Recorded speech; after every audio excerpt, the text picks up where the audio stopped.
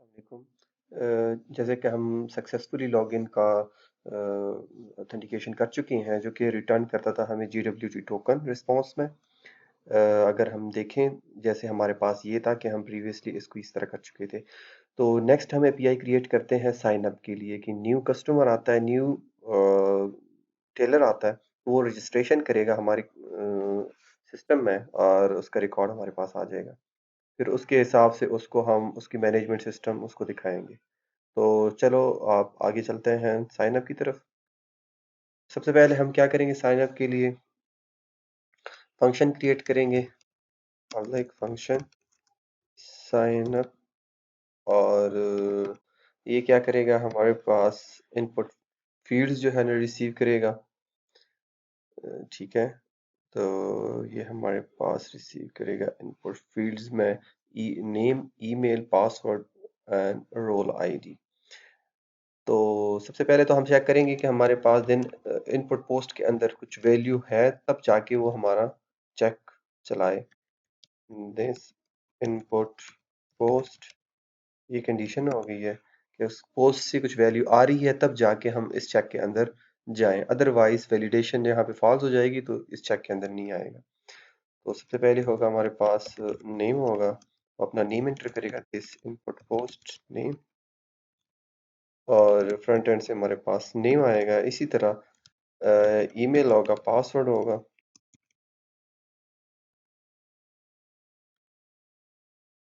मैं इसको अगर कॉपी पेस्ट कर लूँ तो टाइम की बचत हो जाएगी। ठीक है, यहाँ पे करता हूँ मैं ईमेल, और यहाँ सेमी कॉलन ज़रूरी है क्योंकि PHP स्ट्रिक्टली इसको फॉलो करता है। पासवर्ड हो जाएगा और रोल आईडी हो जाएगी कि कौन सा रोल उसने चूज किया है रजिस्ट्रेशन करते वक्त। ये पासवर्ड हो गया और ये हमारे पास आ गई है रोल की आईडी। ठीक हो गया। नेक्स्ट हम ये करेंगे कि ये जो इंफॉर्मेशन हमारे पास है इसको हम सेव करेंगे डेटाबेस के अंदर।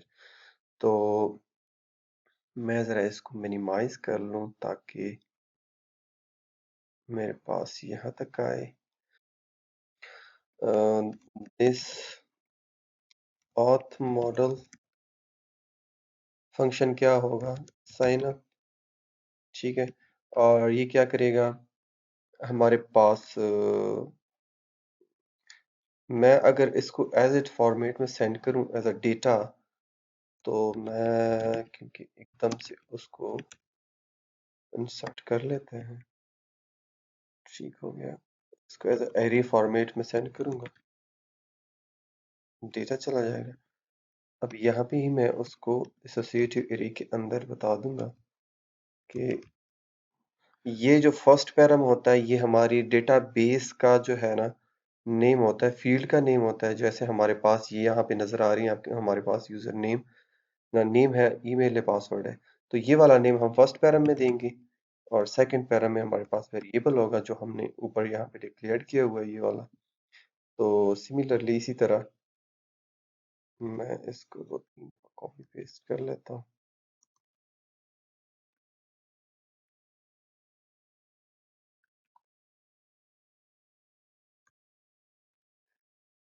ठीक हो गया, यहाँ पे मैं करता हूँ उसको ईमेल। ये डेटाबेस के नेम है, फील्ड नेम है,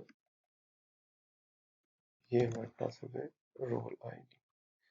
तो ईमेल की जगह पे ईमेल आ जाएगी और पासवर्ड की जगह पासवर्ड, और रोल आईडी की जगह रोल आईडी आ जाएगी। ठीक हो गया, इसको मैंने आगे सेंड कर दिया साइन अप फंक्शन के अंदर, जो कि ऑथ मॉडल के अंदर अभी जाके मैं आगे क्रिएट करूंगा। ठीक हो गया, ये हमें रिटर्न करेगा क्या, यूजर आईडी रिटर्न करेगा। ठीक है, कि जो भी लास्ट इंसर्टेड आईडी होगी यूजर की वो हमें रिटर्न करेगा। तो हम इसके बेस पे हम करेंगे इफ अगर कुछ यूजर आईडी है इसके अंदर तो हम मिस्टेक हो सकते हैं।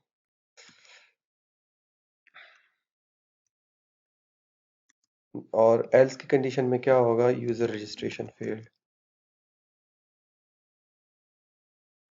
रजिस्ट्रेशन फेल्ड, क्योंकि ये कंडीशन यहाँ पे फॉल्स हो गई है, यूजर आईडी रिटर्न नहीं की। अब आते हैं हम अपनी नेक्स्ट अपने मॉडल की तरफ। यहाँ पे हम फंक्शन क्रिएट करते हैं साइन अप के नाम से। ठीक हो गया, साइन अप का फंक्शन क्रिएट हो गया। ये फंक्शन क्या करेगा, हमारे पास डेटा जो हम वहां से पास कर रहे थे इसको ये हमें यहाँ पे रिसीव होगा। यहाँ पे अगर हम देखें तो ऑथ मॉडल के अंदर साइन अप है और उसको हम डेटा पास कर रहे हैं जो कि एसोसिएटिव एरे है। ठीक हो गया। नेक्स्ट हम इसको इंसर्ट करेंगे अपने टेबल के अंदर। तो कैसे करते हैं, this db insert first params हमारे पास टेबल का नेम होता है, सेकंड उसको डेटा पास करते हैं। ठीक हो गया। रिटर्न करनी है कि अगर फॉर एग्जांपल हमने इंसर्शन सक्सेसफुली कर दी है तो हम लास्ट इंसर्टेड आईडी कैसे रिटर्न करेंगे, दिस db इंसर्ट आईडी ये हमें क्या करेगा, ये रिटर्न करेगा इंसर्ट आईडी।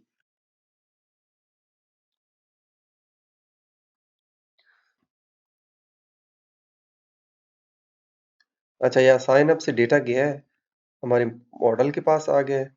यहाँ पे हमने इंसर्ट यूजर टेबल के अंदर डेटा पास कर दिए और उसने अगर सक्सेसफुली डेटा चला गया है तो वो रिटर्न कर देगा लास्ट इंसर्टेड आईडी। ये हमारे पास चेक कंप्लीट हो चुका है। अब वापस चलते हैं अपने राउट्स के अंदर। यहाँ पे उसके लिए राउट क्रिएट करते हैं, साइन अप के नाम से है, उसको हम करते हैं auth controller slash sign up. मैंने राउट क्रिएट कर लिया इसके लिए। अब जाके नेक्स्ट हमारे पास क्या है, हम टेस्ट करेंगे इसको। तो आइए आगे जाके टेस्ट करते हैं। ये ऑलरेडी मैंने कुछ डेटा इंसर्ट किया हुआ है, मैं ज़रा इसको चेंज कर लेता हूँ। इसको कर लेता हूँ टेलर टू और पासवर्ड इसको 1234 कर देता हूँ। रोल आईडी जो है ना, मैं इसको 2 पास करता हूँ। एक्चुअली हमारे पास रोल आईडी में 3 टाइप्स के रोल होंगे। फर्स्ट रोल आईडी जो होगी वो एडमिन के लिए होगी, सेकंड रोल आईडी जो होगी हमारे पास टेलर की होगी, थर्ड रोल आईडी जो होगी हमारे पास वो कस्टमर की होगी। तो यहाँ पे क्योंकि इसको मैं एज अ टेलर इसको रजिस्टर करवा रहा हूँ तो इसलिए मैंने यहाँ पे रोल आईडी 2 पास कर रहा हूँ। तो उसके बाद से रिक्वेस्ट यहाँ से मैंने पोस्ट सेंड की है और इसको मैं करता हूँ सेंड। तो यहाँ पे मेरे पास आ गया है यूजर रजिस्टर्ड सक्सेसफुली। ठीक हो गया। अब अगर हम डेटाबेस की तरफ आए, मैं इसको रिफ्रेश करूँ तो ये देखें हमारे पास टेलर 2 सक्सेसफुली रजिस्टर्ड हो गया है और यूजर रोल आईडी उसकी 2 है। अच्छा, नेक्स्ट हम क्या करेंगे, अच्छा अब हम यहाँ पे जो है ना वेरीफाई करेंगे हर रिक्वेस्ट को कि ऑथेंटिकेटेड है कि नहीं है। इसके लिए मैं एक हेल्पर क्रिएट करता हूँ वेरीफाई ऑथ टोकन के नाम से, क्योंकि ये कोड रिपीटेडली यूज़ होगा इसलिए मैंने हेल्पर के अंदर इसको लिख रहा हूँ। यहाँ पे एक कंडीशन लगाऊंगा, इफ़ नॉट फंक्शन एग्जिस्ट, अगर फंक्शन एग्जिस्ट नहीं कर रहा है वेरीफाई ऑथ टोकन के नाम से तो ये फंक्शन आगे जाके क्रिएट कर लो।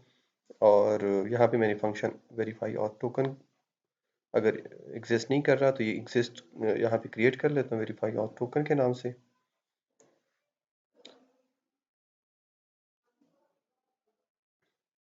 अच्छा, ये हमारे पास GWT की लाइब्रेरी को लोड कर रहा हूँ, क्लास को यहाँ पे इंस्टेंस क्रिएट कर लिया विद न्यू कीवर्ड।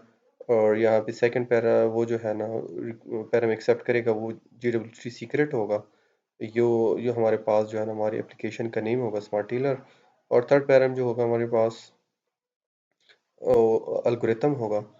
और यहाँ वहाँ से जहाँ पे हम इसको एज हेल्पर फंक्शन को यूज़ करेंगे वहाँ से इसको हम टोकन सेंड करेंगे।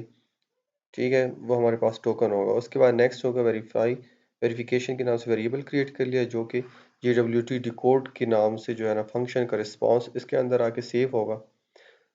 डिकोड को फर्स्ट टोकन भेजेंगे, सेकंड सीक्रेट भेजेंगे और थर्ड में अल्गोरिथम होगा HS256। ये अल्गोरिथम है हमारे पास जो हम यूज़ कर रहे हैं हैशिंग के लिए। अच्छा, नेक्स्ट ये होगा कि हमें रिस्पॉन्स के अंदर चाहिए होगा तो इसी वजह से मैं जेसन रिस्पॉन्स के नाम से वेरिएबल वेरिफिकेशन रिस्पॉन्स जेसन के नाम से वेरिएबल क्रिएट कर दिए। और ये हमें जेसन इनकोड का फंक्शन है उसको हम इस वेरिफिकेशन वेरिएबल को पास करेंगे और वो रिस्पॉन्स में हमें वेरिफिकेशन जेसन जो है ना फॉर्मेटेड रिटर्न करेगा। और नेक्स्ट हम रिटर्न करेंगे इसी वेरिफिकेशन जेसन को।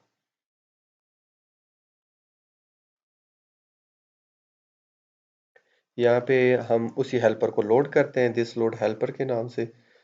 दिस लोड हेल्पर और आगे हेल्पर का नेम पास करेंगे वेरीफाई ऑथ टोकन जो हमारे पास हेल्पर है।